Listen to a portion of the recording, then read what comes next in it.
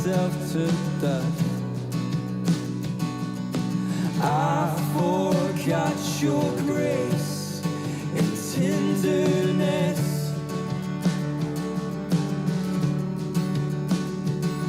I worked as hard as I could to feel I've earned my place. I forgot your grace and tenderness.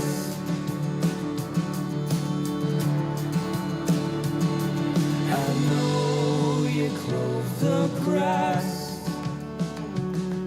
I know you feed the birds. Remind me once again. You told me. Cool, thank you.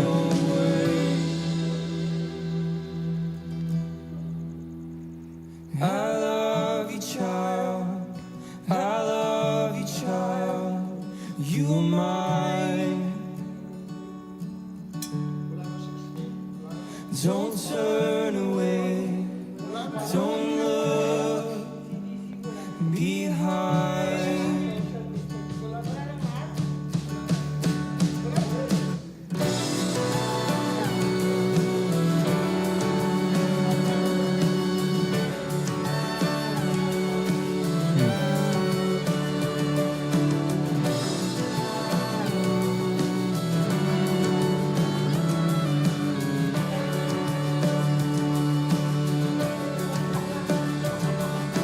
I tripped over my feet and wallowed in my sin. I forgot your truth and faithfulness.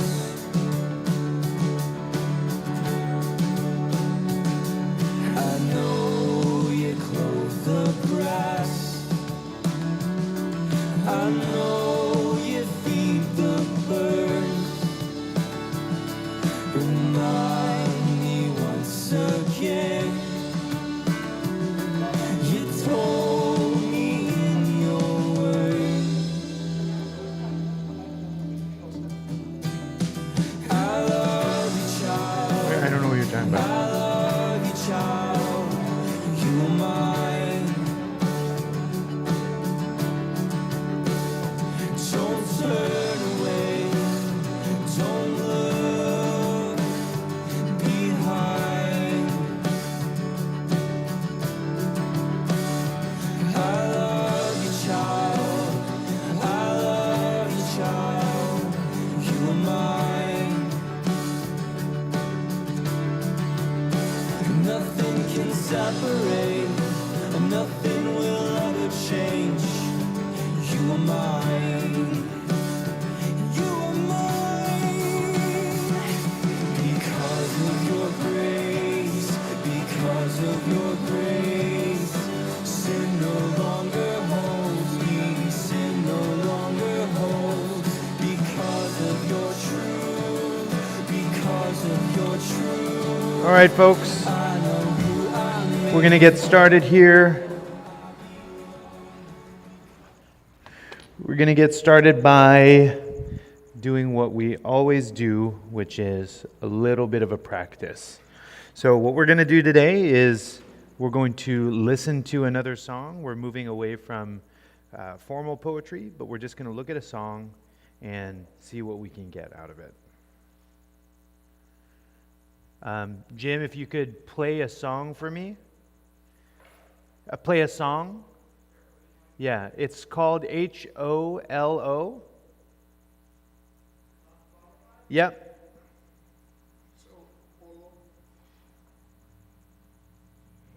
CENE.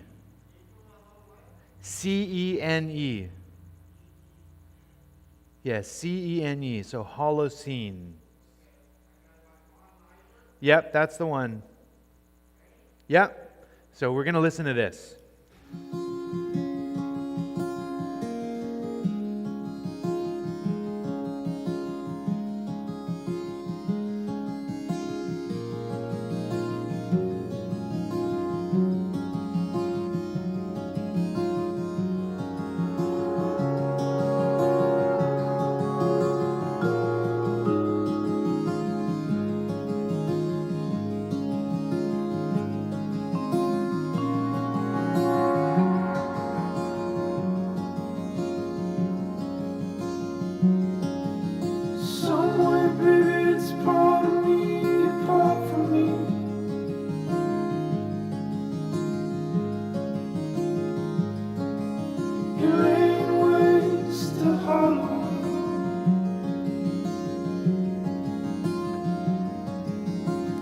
wanted friend, it's on its head, it struck the street.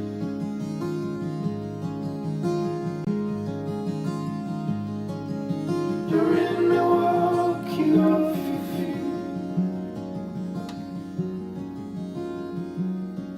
And once I knew I was not magnificent.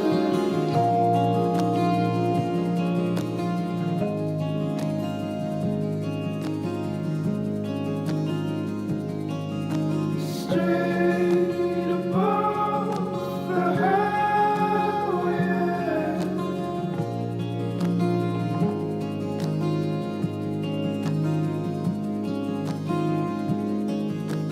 chicken feet can stick with us,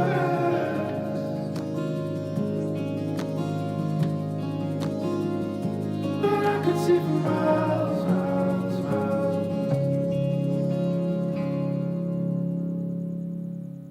Third and Lake, it burnt away the hallway.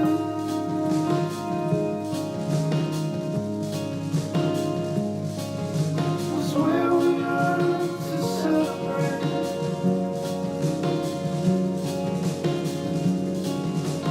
All the men who bought the years you told for me.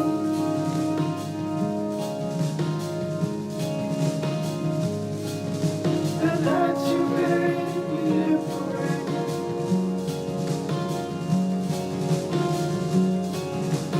Not the meaning nor the thread that lost the crew.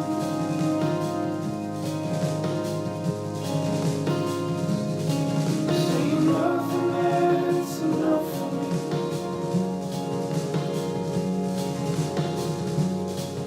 And once I knew I was not magnificent.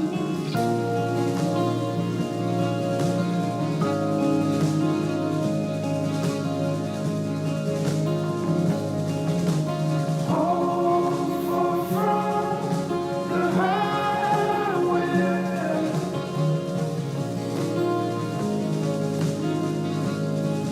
Chicken fake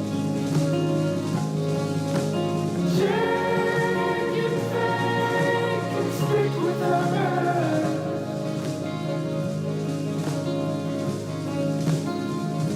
and I could see for miles, miles, miles.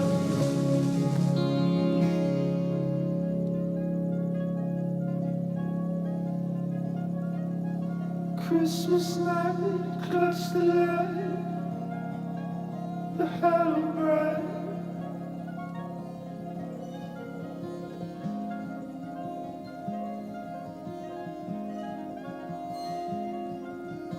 Above my brother, right, insane and spine. We smoked the screen to make you what it was to be.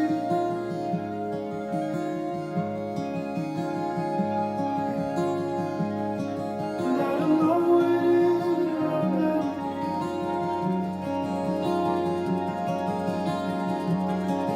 And once I knew I was not magnificent.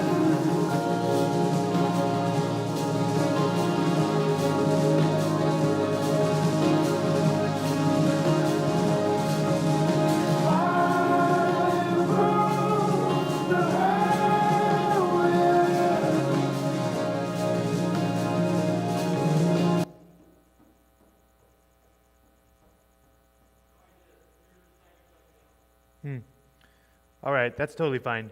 That was pretty much the end of the song anyway. So here we are. Here we are. We had just listened to at least most of a song by Bon Iver. Bon Iver is he's an artist, a musician from the Midwest. He's I think, or actually he might be from Portland, Oregon. And he experienced pretty wild success writing these really emotionally driven melodic songs. So here we are. So if you listen to the song, what is Holocene about?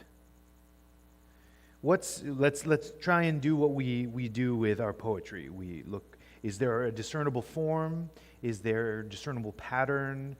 Is the lack of pattern purposeful, or is it simply prose, right? So these are things that we want to ask.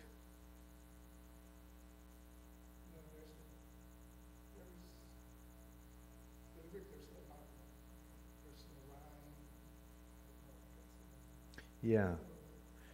Yeah, fairly free form. Is there any... But there's a repetition. Yeah, there's repetition in the chorus and the pre-chorus, right? So there's some form to it, maybe song. There's a song form. There's verse, pre-chorus, chorus, verse 2, pre-chorus, chorus, verse 3, pre-chorus, chorus. So there's a repetition of that. And then the verses serve as some form of maybe progression or sequential action or something like that. And then the return to the pre-chorus and chorus could serve as what? Maybe a refrain or a reminder of the theme in between the verses in their development, things like that. Let's try and observe some things about the content. Right? What is Holocene?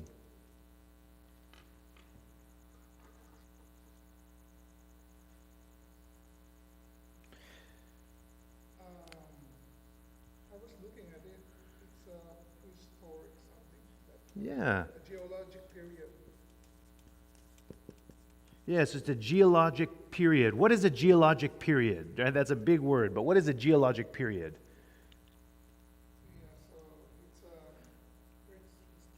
It's a layer of Earth's crust that is from a specific geologic era, right? And things like the Earth changes and things like that. So this layer is called the Holocene, and everything everything found within that layer speaks to a time period in Earth's history, right? So this is a period, or you can call it an epoch, right? Right? A time or an era, right? And so it's a good example of how, so right now we are in the Anthropocene, okay? We are in the period of Earth's history, the geologic era of Earth's history where humans exist, right? So Holocene is actually the Ice Age, right? So it's the Ice Age. It's a time where life was scarce, frigid temperatures, harsh ice. Okay, so Holocene. But what else is Holocene?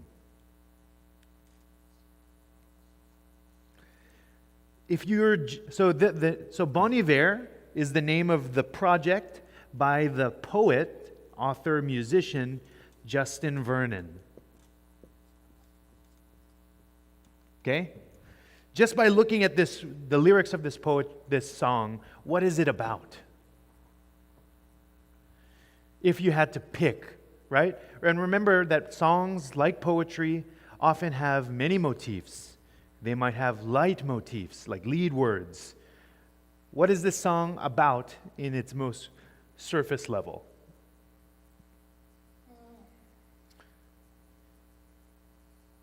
In the lyric there is Milwaukee. Yeah. So there's a place, right? And there's a lake. Yeah, there's a sense of place. There's a sense of history to the song, right? But I cannot really fathom what actually is trying to say. Like there's a music called Big Parade. Remembers that? Yeah. There's a celebration thing, but then sometimes there's another thing that it seems as though that it's what do you call it? The person who is telling it seems to have an estimate about who he is, but there is that word. And at once I knew I was not convinced. Yeah. Know what he's Sure. trying to say. Yeah. So just by the way the song sounded, is it a happy song? Is it a sad song? It's a haunting song. It's a haunting song. That's a good word for it. There's a sense of nostalgia, but bittersweet melancholy that's suffused within the lyrics, right? The first song the song begins with "Some way, baby, it's part of me, apart from me. You're laying waste to Halloween," and then there's a little section there where he uses an expletive, and it's almost he's talking to somebody in second person, right? You messed it up, friend. It's on its head now. It means it's turned over, right? You're on your feet. It's good, but you're off your feet. Actually, in Milwaukee, you're on your head, right? And it struck the street. So what is that about? Is that a happy scene? It seems as though this first verse speaks of some form of something went wrong, right? You're laying waste. Is that like a drunk or? Okay, so so for Justin Vernon, who grew up in Oregon, Holocene is the name of a bar. A bar. I was in pub or something.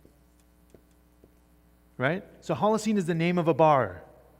And he grew up in Oregon and in the Midwest. And so here, in reference to this line, he speaks of Halloween, right? The first section speaks of Halloween, right? In this opening couplet, what's the couplet? Some way, baby, it's part of me, apart from me. You're laying waste to Halloween. That's the first couplet, right? In this first couplet, he references Halloween. And he talks about he talked about in an interview with Pitchfork, which is a music publication, how in Milwaukee, everybody on Halloween, because in Milwaukee, a lot of people get stuck in Milwaukee. Many people who grow up in Milwaukee never leave Milwaukee. And so you have these children who, almost like failure to launch, they never leave home. And because Milwaukee experiences the lake effect, what's the lake effect? Yeah, there are a lot of lakes there. So Milwaukee is around the Great Lakes. And so the lake effect is something that those of us who live in LA never really experience. The closest thing we experience is the Santa Ana winds, where it's hot winds that make for really hot and dry summers, right? But the lake effect is when the winds sweep over the frigid lakes of, and these lakes are massive. Some of the deepest lakes in the world are the Great Lakes. They're massive, huge, sub-freezing lakes. And the lake effect is when those cold, frigid winds rake across the Midwest, you get snows, blizzards, frost, icy roads. You cannot leave your house. And so what you have is October. What is October? That's when Halloween happens, right? Is it cold then? In the Midwest, it is very cold in October. In the Midwest, it's a biting cold in October. And so what he speaks of is in Milwaukee around Halloween, everybody who is an adult who grew up in Milwaukee and is still stuck in Milwaukee, they all go out to a bar and then they get blackout drunk trying to forget that they have never left home.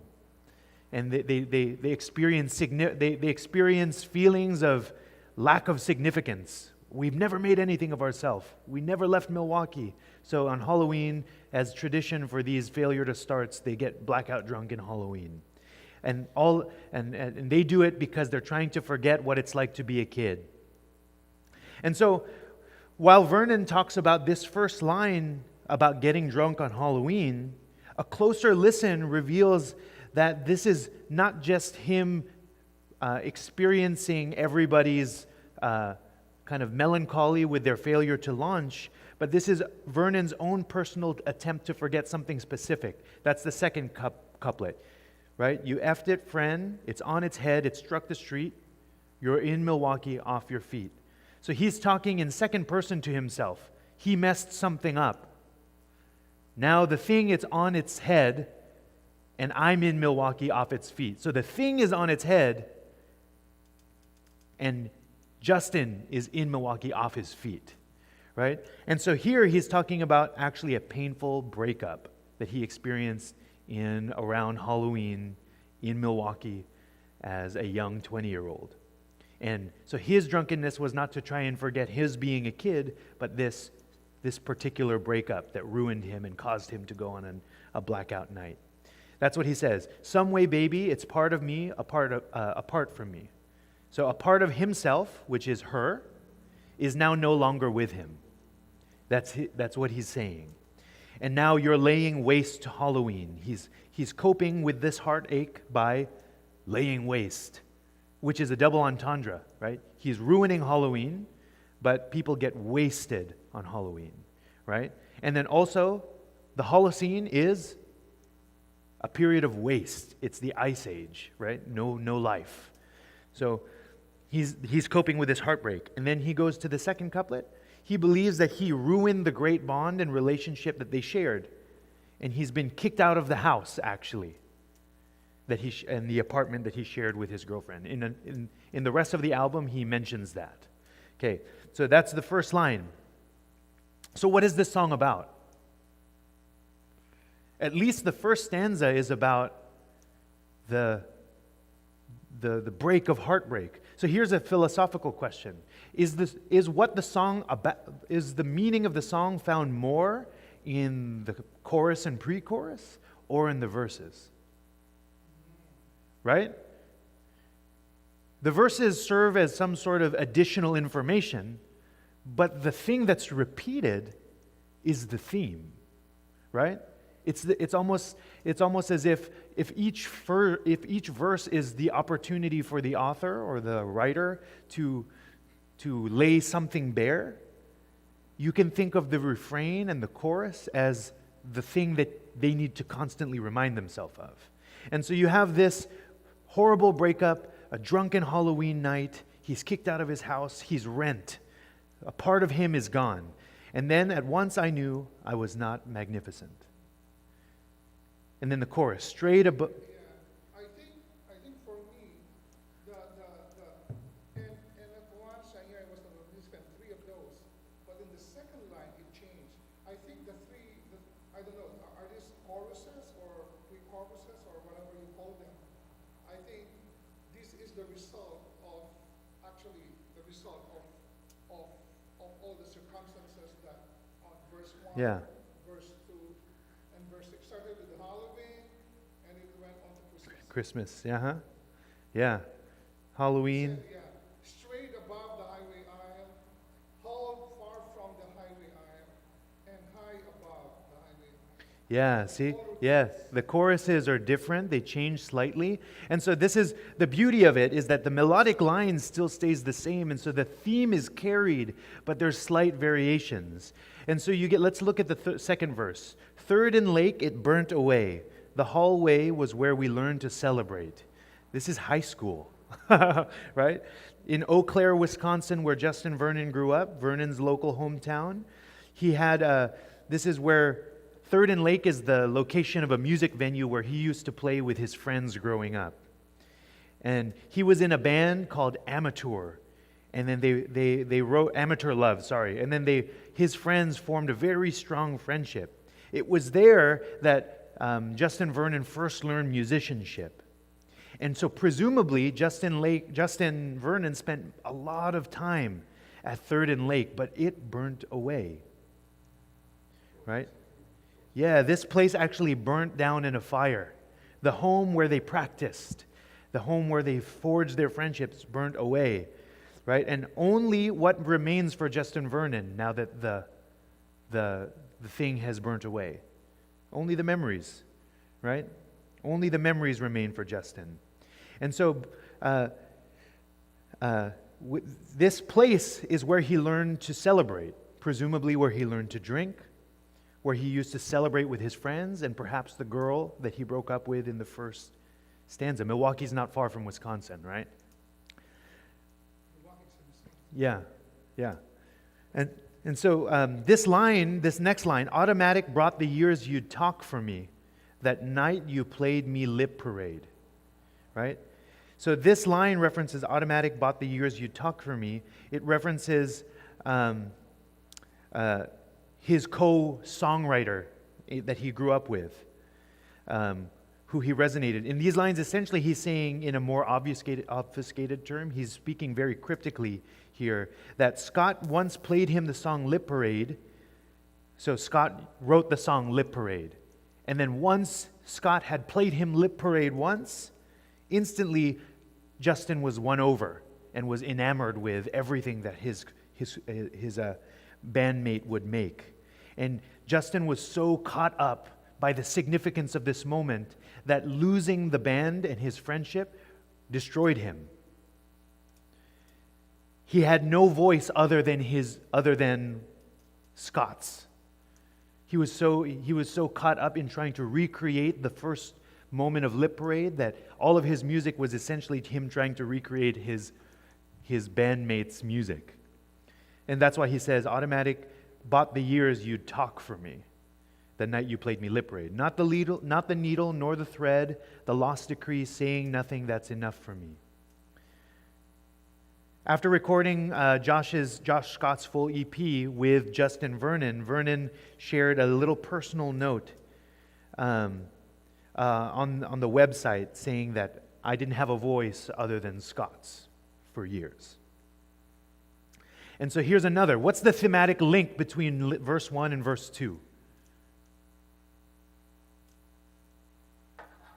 What's the thematic link between verse 1 and verse 2?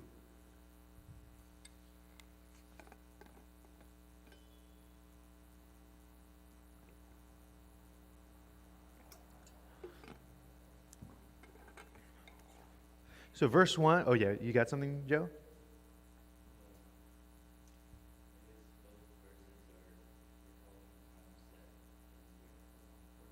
Yeah, and differently, right? In verse 1, it's something that he did, right? Something that he did that ruined a relationship, and it was significant. And at once he knew he was not magnificent. Okay? In verse 2, something happened to him that ended up not working for him in the end, but he didn't do anything, it happened to him, right? Somebody played him a song, and then he automatically gravitated and tried to recreate the song, and it lost him his voice for years, right? And at once he knew he was not magnificent. Verse 3, what's verse 3?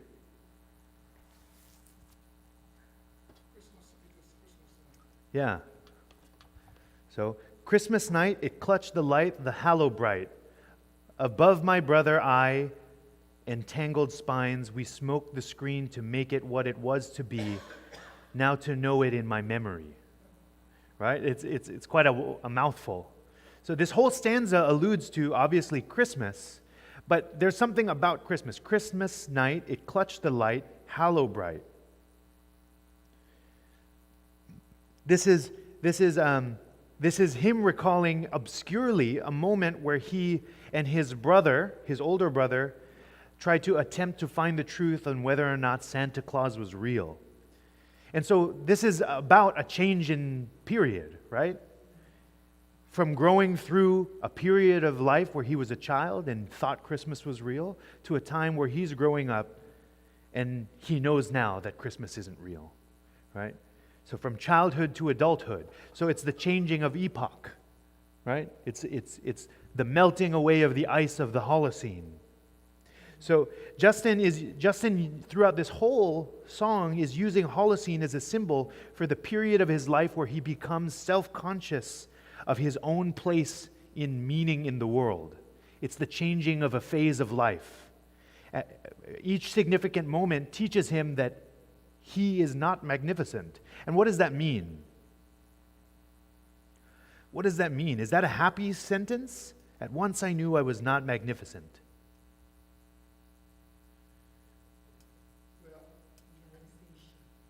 Yeah, in this line, Justin Vernon reveals a stunning realization that he has about how small he was in this beautiful planet, right? Simultaneously, the line also serves as a representation of how Vernon feels post each event, right? At once he knew that he wasn't anything special to the girl. At once he knew he wasn't anything special because he was so derivative to his coworker. At once he knew that he wasn't anything magnificent because Santa Claus won't bring presents, right? And so he's coming to the grips with these catastrophic events, but at the same time it serves as a double entendre that he didn't die. He didn't die after the breakup, right? The pain of the breakup is not as catastrophic as he once thought. And so by painting a picture for the listener in these lines, Justin Vernon reveals how he's become aware of his own insignificance, and yet he's not afraid. Instead, the moment in the song doesn't end minor. It doesn't feel discordant. It doesn't feel sad. That's when the song begins to become melodic and huge, right? It's a reflection of beauty. So instead of being afraid at his own insignificance, he's blown away by the beauty and the expanse of the world, that he's not magnificent. It's just one period of time, and geologic periods move on. We live in the Anthropocene, right? And so now we can go to the choruses where he uses the image of winter and paints a picture of a Midwestern highway, right? Of what it's like to be alone driving in the bitter winter, right? Straight above the highway aisle with jagged vacants thick with ice. What's jagged vacants?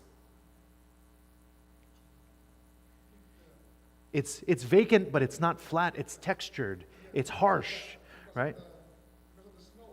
Yeah. If you've ever been to the Midwest, or if you've ever looked up videos of the Great Lakes during winter, the way that the beaches sway, ebb and flow on the Great Lakes, it gets so cold at night that a thin sheet of ice forms on the Great Lakes, but because there's tides, they break and then they form jagged structures. And so if you're driving over the highways over Lake Superior, you hear the sound of jagged vacants. There's nothing over there for you. It's just thick with ice, right? And you could see for miles, right? And so in the cold air, Justin is recognizing bitter winter, but the beauty of vacants. And it's the memory. So he thinks of the vacants of love lost, the vacants of friendships lost, the vacants of memories past, the vacants of epochs or human phases of human life gone by. He thinks nostalgically about them.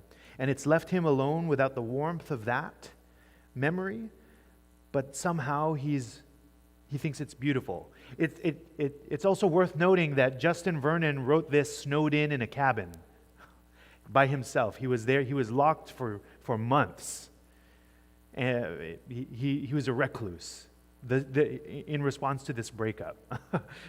After the breakup of both the band and his girlfriend, he fled to a cabin above the Great Lakes. And so he's reflecting on love lost, memories, and nostalgia.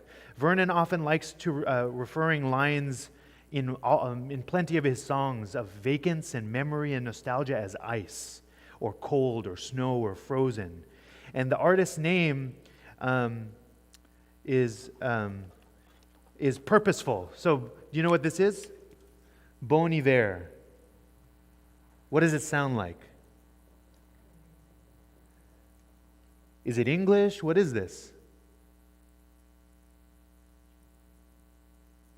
Did Dasby, you have something? What language is that? It's French. It's French. It's actually it's purposefully misspelled French. So Bon Hiver is his name. It's a purposeful misspelling of Bon Hiver, which is good winter. And so this is winter is very important for somebody who grows up in the Midwest. For somebody who grows up in the Midwest as some form of artistically bent poet, songwriter, winter is going to feature heavily in your writing, most likely, because it's the harshest and most bitter winter, and it forces you, it limits you. And so this is him reflecting on that. And so do you know this? I could see for miles, that line that ends the chorus. This is actually an allusion to a song by The Who. Yeah, if you don't know The Who, which apparently Bon Iver listened to, it's a song, it's an homage to a classic track by The Who, which is called I Can See for Miles. Yeah, and so it's an homage to that song, but also as well as a testament to the landscape that he was looking at from the cabin. From his high point in the cabin over Lake Superior, it's just jagged vacants, thick with ice, and he can literally see for miles. Lake Superior is quite large. Yeah, you'd have to sail through it. You couldn't swim. Yeah. So this is a moment of new recognition of his own insignificance. And this recognition of insignificance almost serves as some form of clarifying, some clarity, almost a clairvoyance, where he can escape what seem like little petty disagreements, little petty losses, that in the grand scheme of things, he's just a speck within the Holocene. And there's something beautiful about that none of these things actually matter in the end. And the human concerns fade away when he looks at the larger concerns of the world around him. Whether this disconnect is actually good for his mental health or bad for his mental health is not the purview of the song, right? It may be frightening and good for him, right? It's a great contrast between the verses. The verses are so personal and so heart-wrenching, but at the same time, they seem to form some form of catharsis for him, right? And he learns to focus on what really matters, and at least in this case was his music. The last part that we'll look at is hold away, right? In the chorus. Yeah. So what does that mean, hold far?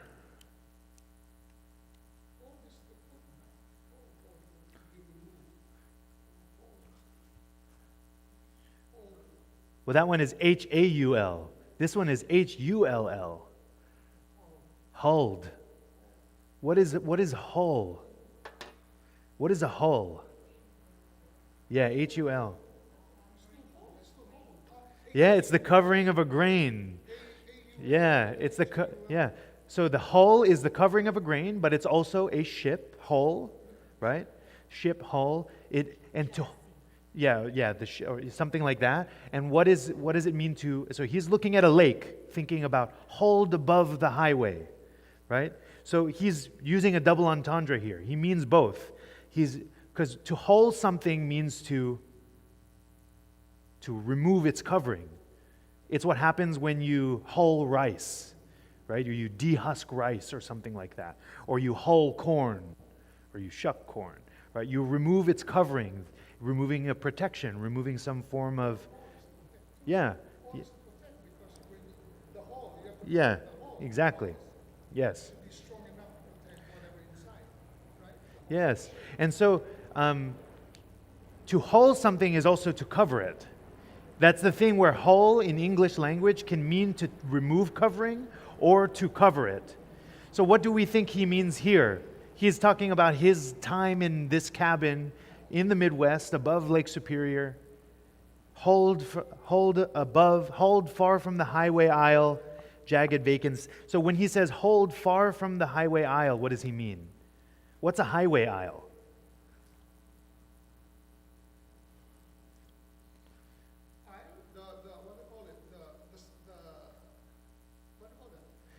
Yeah, aisle's a pretty interesting word here because aisle also is a homonym for isle, like an island, which is isolation, right? Which is absolutely the one of the points of his song. But he's hold far from the highway aisle. So there's a highway, he's far from the highway, which means he's very isolated. He's very far away. And all around him is jagged vacants, thick with ice, right? And so these things are it's a very beautiful song, right? There's a lot of moving parts, moving instruments. There's clarinets all over the place, right? And he's in complete wonder of this vacance. And because of this magnificence that he sees in the vacants, he realizes that he is not magnificent. So to sum it up, what do you guys think the point, the meaning of his song is? Well, at the start, I thought it was very sad. Yeah, it's sad. It's It is lonely, but it's not tragic. Yeah, but in the end, like for example, you're in Milwaukee off your feet. Hey, do something about it. What are you doing? And then he said that, say nothing. Well, I can live with it. Yeah. And then he says, now to know it in my memory. Yeah. Good memories. Yes. They were as tragic as they are. Yeah. There's not really nothing to Yeah. life will go on. That's how Yeah. It's not as magnificent as he thought. And so I think this serves as a catharsis. It's interesting if the subject matter of the verses were actually in the choruses and those were repeated, right?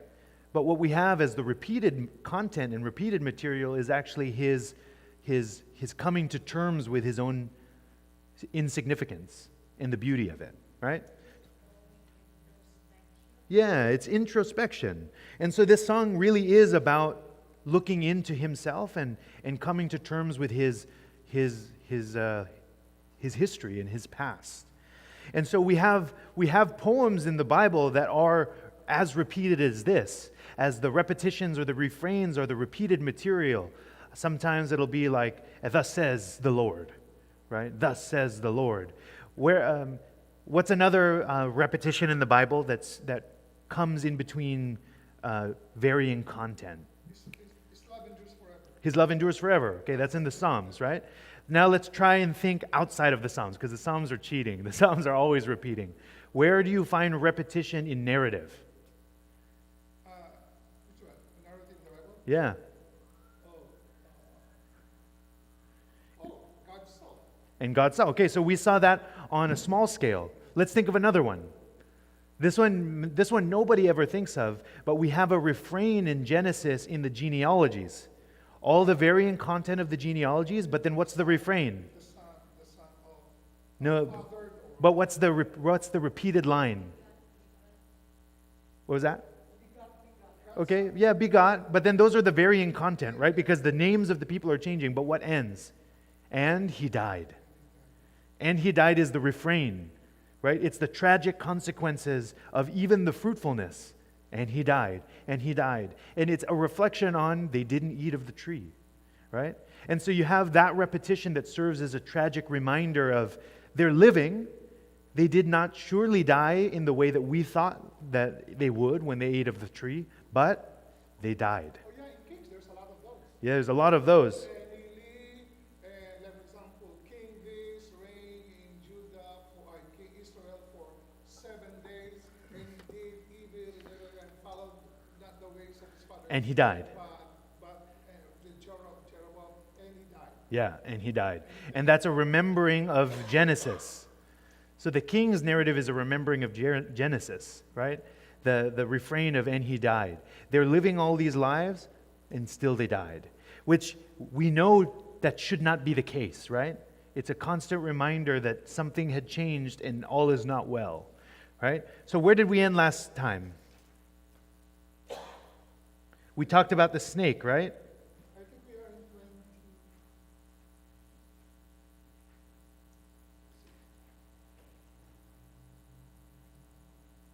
Yeah, we talked about the snake. Genesis 3. Serpent. Crafty of God. Right? And we looked at Abel. We looked at how Abel's name is the same word for the same word used and repeated many times in Ecclesiastes. What's the last place we left off in the notes?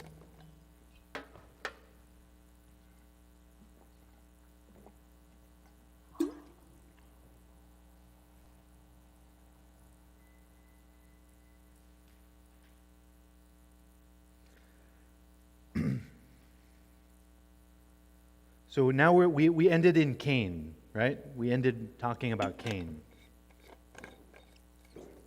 We just finished the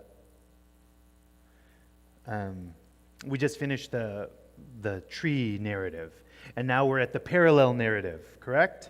So here we are. So we talked about Cain and Abel. So what is the name Cain again? Does anybody remember the name Cain? Comes from a Hebrew word, kaniti, I have made, right? The man knew his wife Chava, and she conceived and gave birth to Cain, and she said, I have kaniti a man with Yahweh. And then again, she gave birth to his brother Hevel. Right? Hevel is the same Hebrew word that's repeated most in the book of Ecclesiastes. So Abel's name, what does it mean?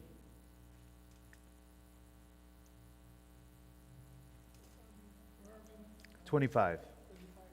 What does Abel's name mean?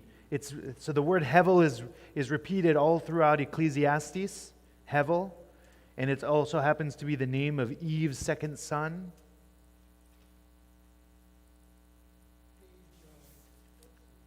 So Hevel means vapor or mist. It can mean meaningless, but its base meaning is vapor or mist. So in one sense, here today and gone tomorrow. And isn't that how Abel functions in the story? Right? Abel functions as here today and gone tomorrow in the story. So, so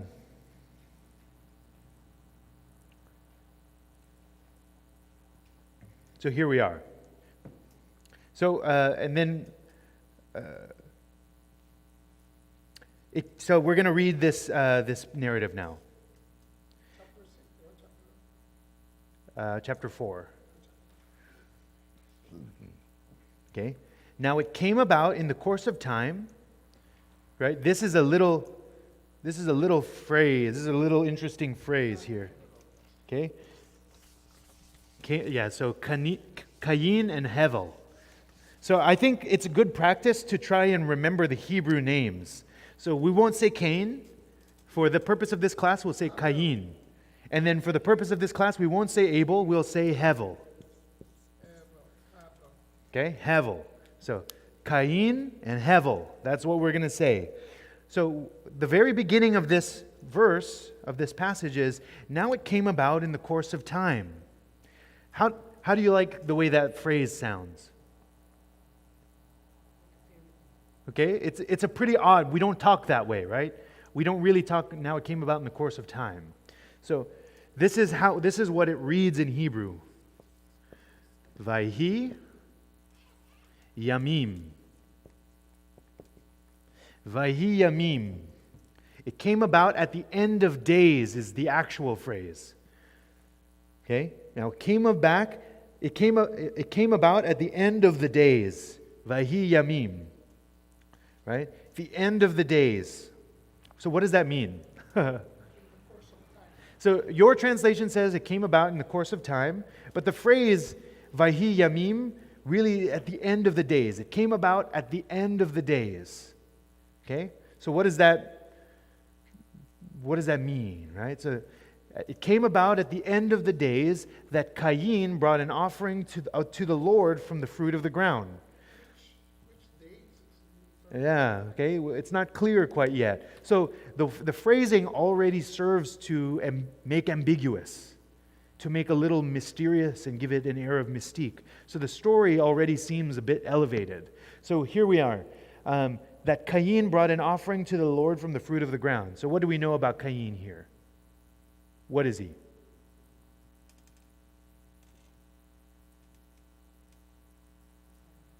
What is he about? He came about at the end of the days that Cain brought an offering to the Lord from the fruit of the ground. So what do we know about Cain? He's a farmer, right? Good. Easy. And Abel what? Hevel what? Hevel on his part also brought the firstlings of his flock and of their fat portions. And the Lord had regard for Hevel and for his offering. So what do we know about Hevel? Herdsman is a good word. Yeah, because flock, keeper of the flock. Yeah, keeper of the, so he keeps, so shepherd, but herdsman, he tends animals. So Cain's a farmer. Cain brings offerings from the fruit of the ground. It's the thing that you do if you're a farmer, right? Is there anything wrong with him bringing the fruits of the ground if you're a farmer? No. But a lot of traditional readings will make Cain's offering lesser by virtue of it not being a sheep. What we're doing is improperly expecting the Lamb of God, right? We're already reading New Testament into the Old, right? But Cain here, like, we can only make that inference if the story itself, the source story, lets us think that. So at this point, it makes perfect sense that Cain brings fruit of the ground, because Cain is a farmer. And so Hevel, for his part, brought from the firstborn of his flock, and also just those fatty portions. And the Lord regarded Hevel and his offering, but Cain and his offering he did not regard. Does the narrative tell us why? No. It's noticeably Silent. absent. And you have to recognize that it is noticeably absent. Right? This is a crafted story. So whatever ambiguity they leave in, they left in on purpose. Right? So there's a drama. What's the source of the drama, you would say? Where does the drama lie within the way that the story has just been told? The drama lies in the why God accepted one And not the other. Yeah, so the question we might ask is, why? but we don't know. We don't know, right? And we might even ask, what will Cain do? Or we might ask, what has Hevel been doing differently? Right? And then do we have answers right away? No. You have to keep It only tells us in 5. Yes. So Cain was very angry and his face was Yes. And even then, it still tells us nothing of why he was angry, right? We just know that he was angry. Is he angry primarily at God? Is he primarily angry at Hevel? Was he angry already? Right? It's not quite clear yet. I remember in Sunday school when they were doing offering, the smoke of Yes. Abel was going up, Cain was going down. Yeah, I remember that. That is how it is depicted. And that's why we say that because Cain did offer the best and Abel offered the best. But Yes. But it actually doesn't tell us any of that. It doesn't talk about how they offered the offering. It doesn't talk about smoke. It doesn't talk about any of that. But that makes sense, because when you have a noticeable ambiguity here, we have to try and fill in the blanks. And we'll naturally do it, especially if you're trying to teach children, right? But rather than teaching us how to deal with and wisely think about ambiguity, we find a landing zone. Right? And it doesn't always help us. So here we are. The Lord regarded Hevel and his offering, but Cain and his offering he did not regard. And so Cain was hot with anger, and his face fell. Right? His face literally fell. Right? And then the Lord said to Cain, "Why are you hot with anger? Why has your face fallen? If you do," boom, repetition, tov. Right? We're back to the garden. We're back to the garden. We're back to the Garden of Eden. We're back to the tree, right? We're back to Tov. So if you do Tov, if you do what is good, and what do we know about the 6 days, what is Tov? What's Tov? From what we saw in the 6 days, what do we know God sees as Tov? Yeah, things that are beneficial to the flourishing of humankind, to creation. So he's talking about, if you do what's good for man, what? Will not your face be lifted is the verb. Will not your face be lifted? And so sometimes that's not what everybody's translation says, but that's because face lifted doesn't quite mean the same way, the same thing in English as it does in Hebrew, right? That's an idiom. It doesn't translate well. So, will not your countenance be lifted up? Some translations will say, or will not your face be lifted, right? If you do tov, won't you be lifted up? Right?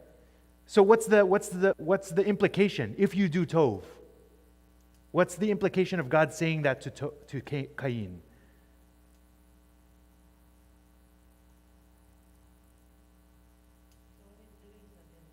Yeah, so it seems as though Cain has had choices to do tov, right? And he has not been doing tov. But the story isn't over. Don't you know that if you just do tov, your face will be lifted? Right? There will be an exaltation or there will be a lifted up. It's a very dense Hebrew phrase here. And so, but if you don't do tov, oh man, sin is a croucher at the door, right? So, yeah, sin is a croucher at the door. The lion crouches. So here we have the word chata. Chata, that's sin, okay? Mostly, chata means to miss. So there in the book of Kings, there's a group of Benjamites who are masterful slings. They're an elite commando group of warriors who are experts at the slingshot. Did you know that in the ancient world, the most sought after piece of soldier was not a bowman, but a sling? And actually, for up until the medieval period, slings were the most used. Why? Because you can sling anything. You don't have to make arrows, right? And so if you got really good with a sling, you were really good. And so in the book of Kings, there's a battalion of Benjamites who never chata even one hair on a head, meaning they were expert, right? They never miss, right? They didn't say they never sin one hair on the head, right? They never miss. So ultimately, the background between sin is, in a sense, a failure, right? A missing or a failure. And not necessarily failure as an F, but missing. You didn't get it, right? What's the implication of not getting it? That you can still get it, right? Right? If you miss and you try again, you might get it, right? There's that quote from Wayne Gretzky, you miss 100% of the shots that you never take, right? And so there's a sense here that Cain, don't you know that if you just do tov, that your face will be lifted? But if you don't do tov, chata is a croucher at the door. But this is a really strange phrase, right? Because chata is a verb, right? It's a noun. Sorry, it's a gerund. It's a verb used as a noun, but it's a miss. But here it seems as though this missing has agency, right? It's not just an item. It's not just an object. It is an agent. It is an agent. Oops. This is reminiscent of Paul in Romans 7 when he talks about sin as a thing that can come alive, can take advantage, can seize opportunity in the Torah, right? So Paul is absolutely thinking of the Cain story when he's reading Romans 7, right? He's thinking about the sin that's a croucher at the door. Don't you know that if you do what is tov, then you will be lifted up? But if you don't do what's tov, then sin is a croucher, right? It's like an animal. It's like an animal who's hungry, and its desire is for whom? To devour. It's for Cain. But this is also an interesting thing. Maybe you've seen this repetition. Sin is a croucher where? Huh? No, sin is a croucher at the door. Is that a repeated word? It is a repeated word. This is not the first time we've seen the word door. Where was the first time you saw the word door? Look at Genesis. We're only 4 chapters in, so you must be able to see it.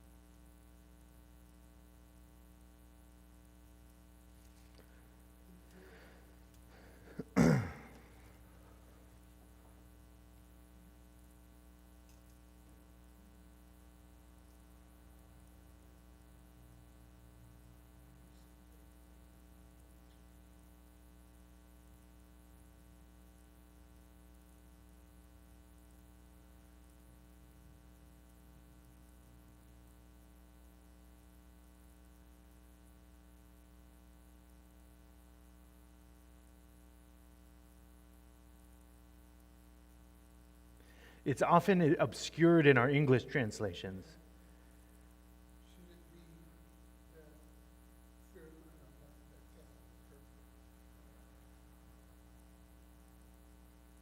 the one that I'm thinking about is Noah. Close the door. Mm-hmm.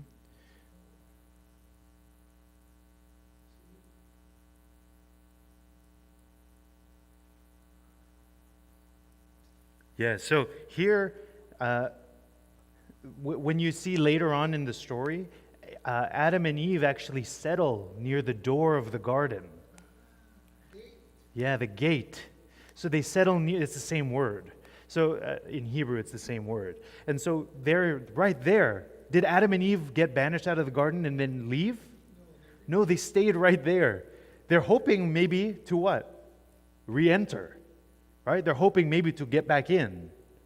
Right? And they're standing east of Eden at the door. Right? And so here we are. Don't you know that if you do what is right, then you'll be lifted up? But if you don't do what is tov, then sin is a croucher at the door. Right? Sin is a croucher at the door. And so here, you can rule it, but you must rule over it, right? Its desire is for you, but you must rule over it. So what's Cain's options here? What are Cain's options?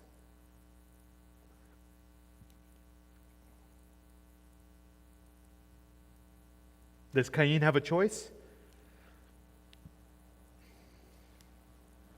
Cain has a choice. He was given a choice, right? If you do what is tov, if you do what is good for people, for humanity, then don't you know that you will be accepted? But if you don't do tov, sin is a croucher at the door. So if he doesn't do tov, what happens? Then, but this is an interesting relationship between not doing tov and sin. Yeah, the consequences. There's something that happens. There's a consumption and an eating, a violence that can happen when you don't do tov.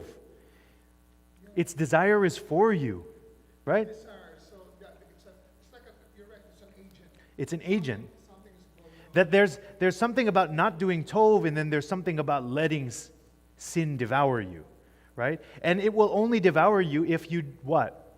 Don't rule over it. So this is the couplet, right? So there's two couplets. There's do what is right, and you'll be lifted up. Don't do what is right. Don't do tov.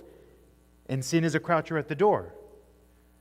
Its desire is for you, but you must rule over it. So there's a sense in doing tov is ruling over the croucher at the door, right? And not doing tov, it will desire you. And it will kill you. Desire is also a word that was used in the curse, right? Husband and wife. It's desire, right? His desire will be for you. And so there's a sense here that there's something deeper going on in relationship to wisdom, sin, knowledge of good and evil, and things like that. And so Cain, he can rule over it. So now the question is, will Cain do what is right? Will he rule over it? At this point, we would like to read Cain's internal monologue. He had just spoken with God. God had caught him just before whatever happens next. We don't get the internal monologue. Instead, it cuts to Cain speaking to his brother, and it came about when they were in the field that Cain rose up against Hevel, his brother, and murdered him. Okay, so this is the end of that story, right? It's a pretty strange story. It's a story of murder of brother and brother, and a conversation with God, and crouching at the door, right? So this is remember in weeks past we talked about The Art of Biblical Narrative by Robert Alter. He talks about gaps in character descriptions meaning something for us. So how many gaps are there in characters' motivations right now? Why did Cain kill his brother, Hevel? It doesn't actually tell us, right? It just presented us, Cain was accepted, Hevel was not. We didn't get Hevel gloating. We didn't even get God talking about the offering at all, right? We just have, don't you know that if you do what's tov, you'll be lifted, and if you don't do what's tov, sin crouches at your door.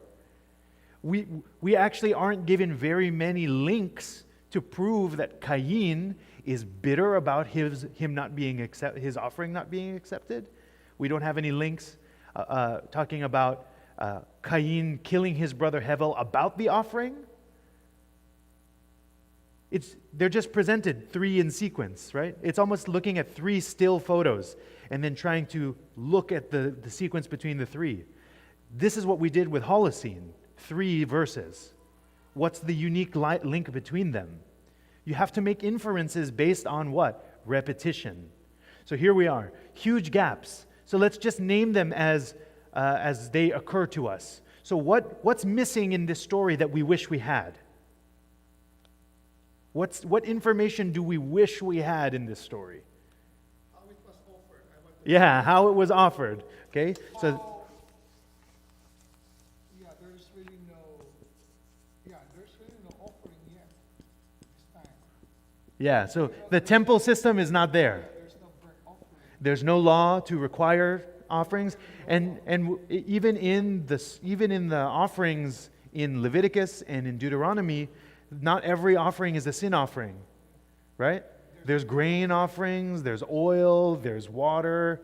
So which offering is this, right? Why are they offering? Not just how, but why. Why did they offer, right? It doesn't say. We assume that it had to do with sin or it had to do with honoring God. We don't know that, right? It might be one or the other. It might be neither, right? So what else? What other information do we wish we had?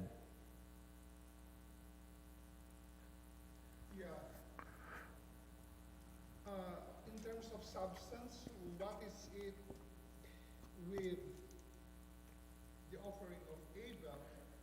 Uh-huh. Is good, Yeah. and what is in the offering of Cain that is not told? Yeah, exactly. So here we The substance of the offering. Sure. Yes. And so why is Abel's offering received or accepted? And so another good question is, does the acceptance have anything to do with substance Yeah. or the offerer, Offerer. the one who offers, right? Is it an issue with Cain? Or is it an issue with Hevel? Or is it not an issue with Cain, simply Hevel was better or more worthy or something? I wish we had that information. We don't. Or what is, the offering Yeah, Abel doing, that Cain is not. Yeah, in terms of that. yeah. Or what is Cain doing that Hevel is not, right? Reverse. I also have a question, because the question that you said that the tov here is for the benefit of mankind. I mean, just how many people are there now? We don't know, but at least we know there are 4. Yeah, We don't know how many people are there, because remember, Cain will live and find somebody to marry, right? yeah. Remember? But now there are 4. Is Cain doing something for the parents? Yeah, we don't know. And we don't know. And Cain not doing something to benefit Okay. the mother. What about this? What about God's motivations? Yeah.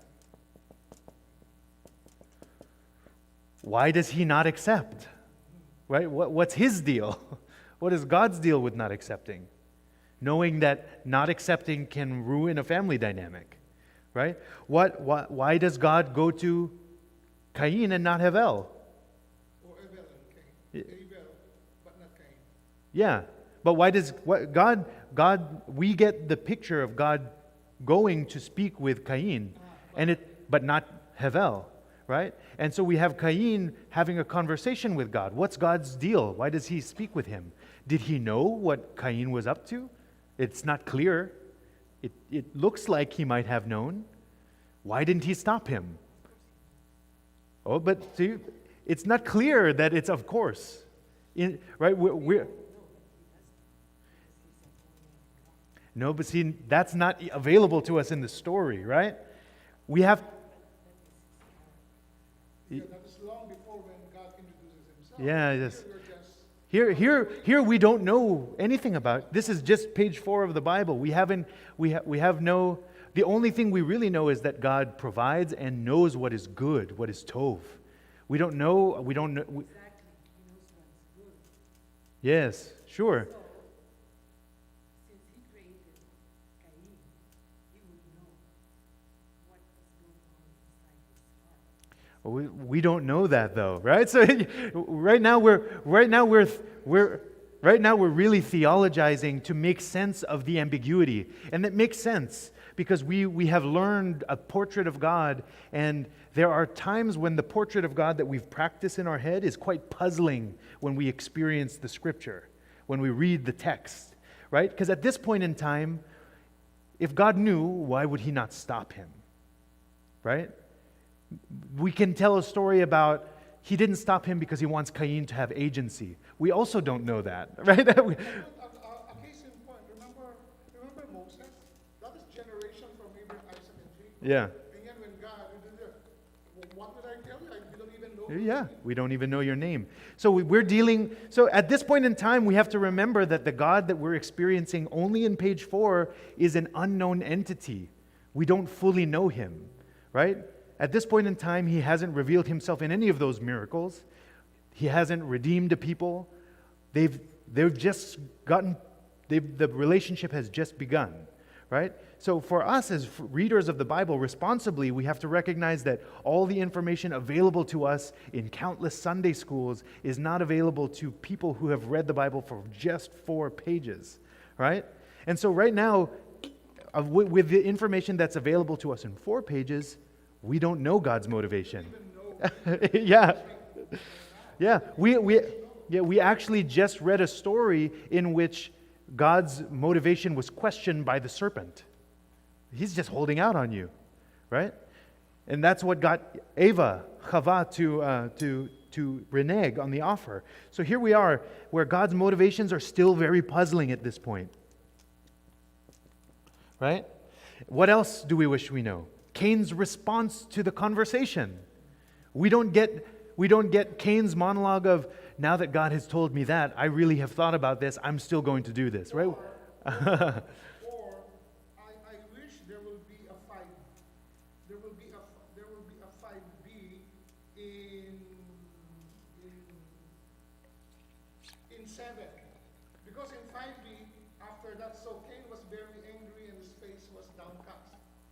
I wish there's also a note saying after God helped to. Yeah. And Cain was even more furious. Yeah, and Cain was even more furious. We don't know if that further made Cain angry, if that provided Cain some insight or some comfort, and then there was an inciting incident right now, where is Cain actually in that point in the story? We don't know. He's just somewhere talking to God. God found him somewhere. The next time we get a location is at Cain's place of work. Apparently, he brought Havel out to his field. Let's go to the field. And then the struggle. We don't know anything about the struggle. Was it behind the back? Was it a wrestling match, and then was it a knife involved? If you've seen some pictures, it's a big rock. And if you look at that, it's a big rock, and what is Havel doing? He's praying.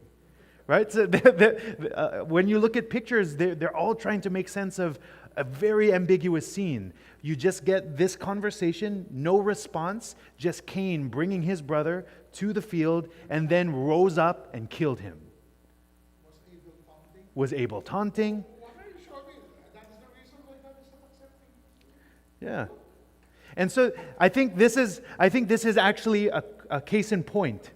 So Hevel, right? Hevel, the name, can mean vapor, but it can also mean, just like in Ecclesiastes, meaningless. Meaningless. Well, it's just chasing wind. So what's the issue here? Maybe, quite possibly, our search for why in the story of Cain and Abel is exactly why Cain's face was downcast. Right? Cain was searching for some meaning to it, and it prevented him from what? Doing tov. Right? Just do tov. He's looking for the meaning. And so double entendre. Havel became here today, gone tomorrow. And so here we are. Here's another thing I wish we don't know. Does Cain even know that Abel's offer was favored? It doesn't say, right? The narrator tells us. Does Cain even know that the Lord favored Abel's offering?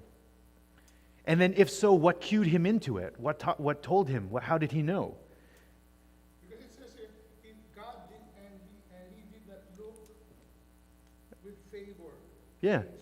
What is the look of favor? Yeah, exactly. What is the look of favor? So there's a lot of information that's absolutely not offered to us, but our brain is absolutely trying to get us to pattern the story. If there is a look of favor, does it change the way that the offering looks? Does it glow? Did Cain see it? Right? And then what's Cain's deal? That the offering is not accepted, that he will kill a brother? I've been very angry, but I've not almost killed someone in anger. Right? You have to be very far gone to get there. Right? There needs to be habits formed. You don't just go from 0 to 60 to kill. We know that Moses killed that man. Why? Because he had a temper. Right? We didn't know it when he killed the man, but when you look at Moses' life, Moses had a temper. Right? Easily frustrated. And so now we have, right, you Israelites, you're hard-headed, breaks the rock instead of speaking to it, right? And that's the reason he doesn't go to the promised land. So what is Cain's deal that his response to the offering or his response to whatever, maybe God speaking to him, is so extreme that he kills his brother at the field? He took him to his place of work. Was it personal? Right? Was it a fit of anger? Was it premeditated? Right? You wonder about Havel going, wait, what is going on here? Or did he know? Right? There are so many puzzles about this narrative. It's very short, but you see how many times we already assumed answers or assumed solutions to the ambiguity? The Bible is full of the ambiguity like this, and it's not because the Bible was not poorly planned. All of the ambiguity was planned. It's designed to get us to ask the questions. And so I'd like to submit to you that we have been given a couple of clues, even amidst the ambiguity, that will give us some illumination, at least as to what's happening in the story. And so, lo and behold, it involves our key vocabulary, meaning the thing that we have been tracing. Okay? It's the vocabulary of Tov. Right? So Tov is our study. So verse 7, if you do Tov, this is going to work out. If you don't do Tov, so what do we have here? We have a character who's faced. So we have Cain, and he's given a choice of Tov and the negative of Tov, which is Ra. Right? That sounds familiar. When did we get a choice between Tov and Ra? At the tree. Right? At the tree. Right? Doesn't this just ring bells for the narrative that just preceded this? Let's start by asking a question. What's the result of no Tov choice in this narrative? When Cain doesn't choose Tov, what happens? When Cain chooses Ra, what happens? When Cain doesn't choose Tov, he was rejected or whatever, it wasn't accepted. No, we don't know that it wasn't accepted, right? Yeah, it says here, yeah. If you do Tov, you will be accepted. And then you expect that if you don't do Tov, you will not be accepted. But you don't get that. You actually get a difference, right? If you do Tov, your face will be lifted. But if you don't do Tov, sin is crouching, right? And its desire is for you. You must rule over it. And so that's a significant difference. The couplet is not a clarification. It's actually an expansion, right? And so here we are. But what is this in the story? What happens when Cain chooses Ra? or not tov? What directly happens in the story? Yeah, Cain attack, Yeah, death. death. The death of his brother, murder. Right? So quite not good for human flourishing is to take someone's life, right? For many reasons. It tears the family asunder. It actually ruins Cain's life, right? He can't live with himself, right? So God pays attention to something that we hadn't seen in the narrative, that there's some kind of tempting agent.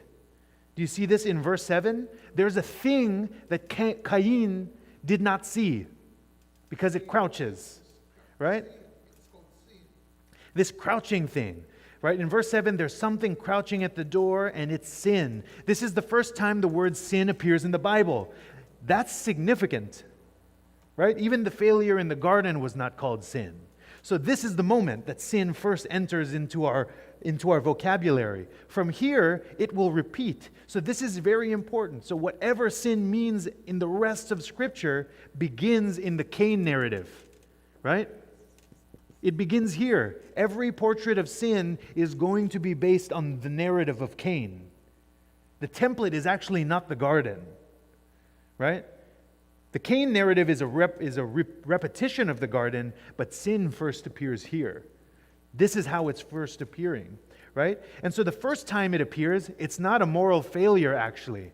It's actually an agent, right? The first time it appears, it's animated to look like an animal,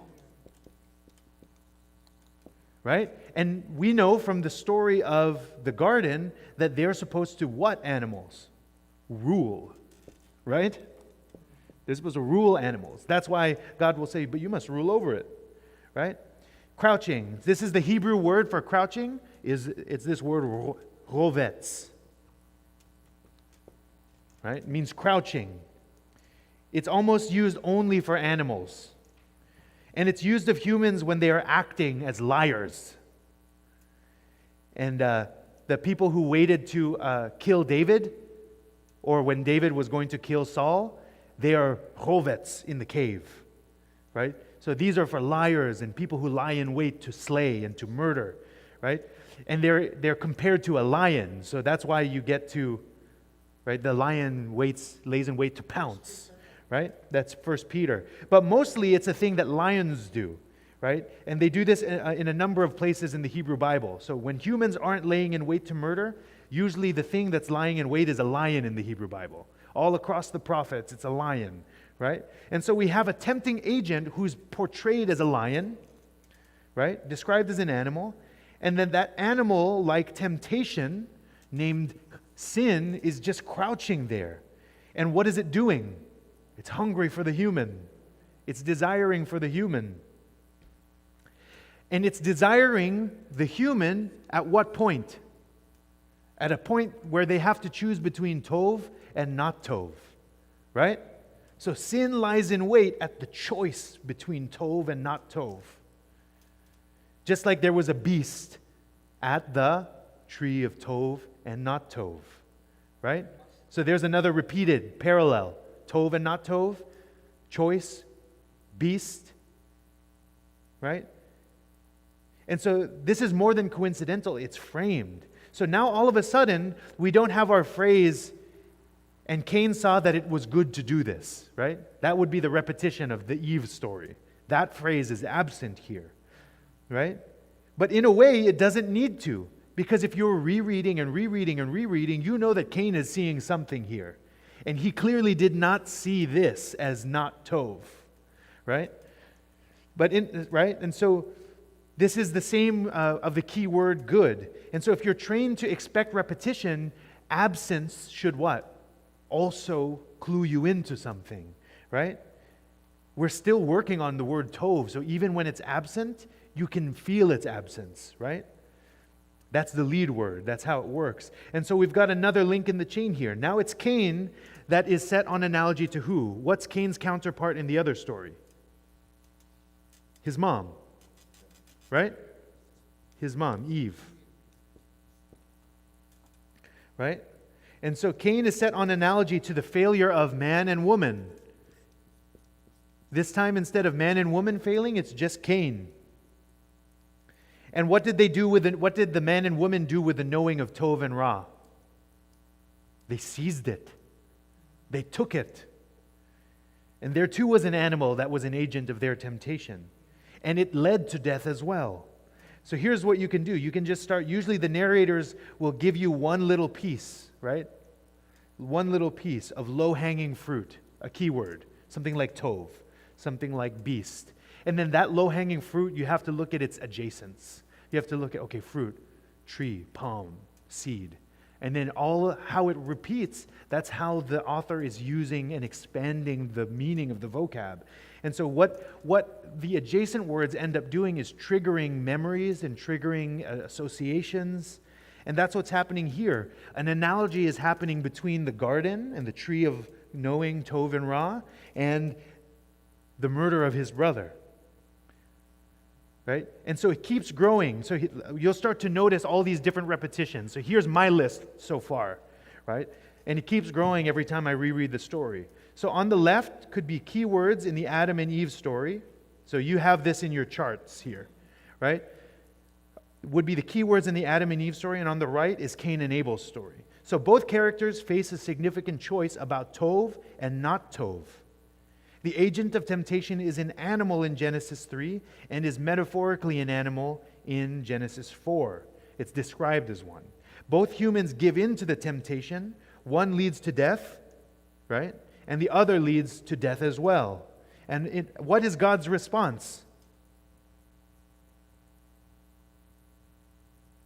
God shows up and asks a question, right? Adam, where are you? Cain, where is your brother? Right? Right?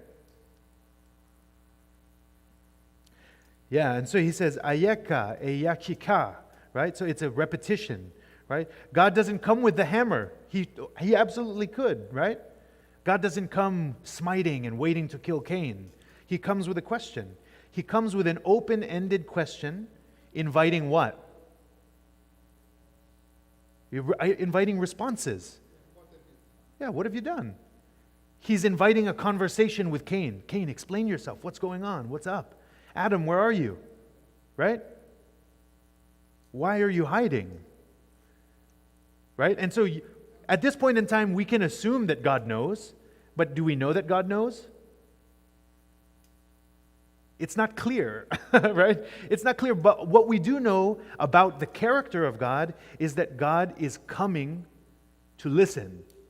He's coming to have a conversation. So he comes with an open question. Then once they give dodgy answers, then God says what?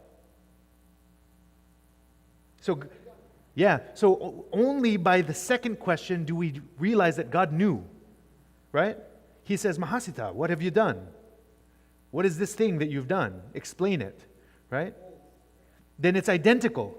It's actually identical in both stories. He says it to Eve and he says it to Cain. And then both of them dodge the question. The woman gave me the food. The man says the woman gave me the food. The woman says the snake deceived me. And Cain says, I don't know. Am I my brother's keeper? Right? In Genesis 3, the snake is cursed and the land is cursed. Adam and Eve are not cursed.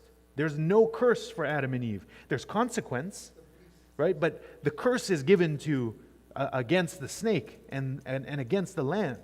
They're informed of the sad consequences of their choice, but the word curse is not used against them. In Genesis 4, Cain is cursed. In Genesis 3, one of the sad consequences is this famously difficult line within Genesis 3:16 about how there will be, now that Adam and Eve are both knowers of good and not good on their own terms, there's going to be this power dynamic, this conflict between them. This is really difficult to read in Hebrew. One's desire for another, the other, he will rule over you. Right? According to Genesis 1, who is supposed to be ruling over what? Not ruling over creation. Creation, right? Humans over creation. Right? Male and female, he created them and gave them what? Be fruitful, multiply, rule over this. Right? But then in light of this failure at the tree, what happens? Man will rule over what? Female. And she will desire for him. Right? In the light of the fall, now male rules over female. Now sin is depicted as the thing with desire. and you will rule over it. But does Cain rule over it? No, it's an inversion, right? Adam and Eve, yeah, sin will rule over you. And so Adam and Eve are told that, quote, in pain you will eat from the ground. And God sent Adam and Eve out of the garden to work the ground. God says to Cain, for you will work the ground, and it will not give its strength to you. Right? And then God does this, garash. Garash, which is banished, the human. And then at the end of Genesis 4, Cain says, you have garashed me. Right? You have banished me from the face of the land. So let's just pause here. We'll close here. Someone is inviting me to do something here. Just between chapters 3 and chapters 4. Between chapters 3 and chapters 4, when you read it and you look at all of the parallels, I'm being invited to what? Think about what's going on in between these lines, right? What's going on in between these two stories set on analogy with each other, right? What's the relationship? Now, all of a sudden, the woman was in contrast to God in the seeing of good and evil. But now, Cain is contrast to the man and women in their failure in the fall. The story is similar, a lot of repeated words, but it looks like the slots have moved around, right? The slots have moved around, right? This time, Eve, in the curse, Eve is in the position of the desirer, right? And Adam is in the place of man and woman. Everything got flipped, right? People got jumbled. And so now Cain is in contrast to both the man and the woman in their failure. It's as if we watch two characters named human and life. They set the template for all of the confusing inversions of relationship that happen when you seize good and not good before you're ready, right? And their failure to redefine good and not good in their own eyes has consequently left us with all sorts of inversions of what is important and what is not important, what is good for flourishing and what is not good for flourishing. And it's now in the next generation we realize the more concrete consequences of these kinds of inversions, of what their parents did. It's similar vocabulary but not identical. So the tragedy of Cain and Abel really is that the consequences of Adam and Eve have really messed up their family. So much so that Cain can have a coping strategy that involves killing his brother. Right? That he would actually see that as the right thing to do at the time. Right? Now almost nobody who commits some form of evil like that doesn't think they were in the right when they did it. Right? It's almost like only afterwards do they have to become beside themselves to say, man, what did I do? And then they experience guilt, knowing that what's done is done. I've created a reality and I can't go back from it. And it's really tragic. And so the rest of the story is a spiraling, a compiling, a compounding of this misunderstanding, of this misrepresentation of good. Right? The issue at the garden becomes multiplied fourfold, right? So much so that it expands to the story of Noah, that they have not filled the land with fruit and become fruitful and multiply, but they fill it with violence. Very good. Now, to close, any questions before we close in prayer? Christian, just I like that one. It will desire you. I think that is the story of mankind. Yeah. There is a way out. Sin will desire you. But you must master it. If not, Yeah. and through that Cain, Yeah. And so he did master it. he did. Must master it. He was mastered in this sense. And the tragedy of this story is that Cain immediately feels as though God has abandoned him. But God showed up to ask him the question, like, what's going on? You've banished me. You're already out of the garden, right? But I'm still here. I'm outside the garden with you. And so there's a tragedy that it seems as though Cain has gotten his own failure. He's done what Bon Iver has. He's failed to realize what Bon Iver realized, that he's not that significant. That Cain's failure is too big for God in his own mind, right? that you must banish me and I'm dead now. But that's why God promises, okay, well, no one will kill you. Yeah, you won't be, yeah, there will be a mark on you. You'll be safe. And anybody who hurts you, you'll be avenged sevenfold. Right? And so it's a tragedy that even Cain's misunderstanding leaves him in this really sad state. And I think that's a story worth thinking about over and over again. Okay, let's close in prayer. Heavenly Father, we thank you for this day, and we thank you for another session in which we get to dive into another story in Genesis and to look at what you would have for us in it. And Lord, we come to you on a hot summer night like this to learn and to study with a group and to hopefully come to similar conclusions and to talk about the different conclusions we arrive at. And so, Lord, would you make this all profitable for us? In your name we pray, amen.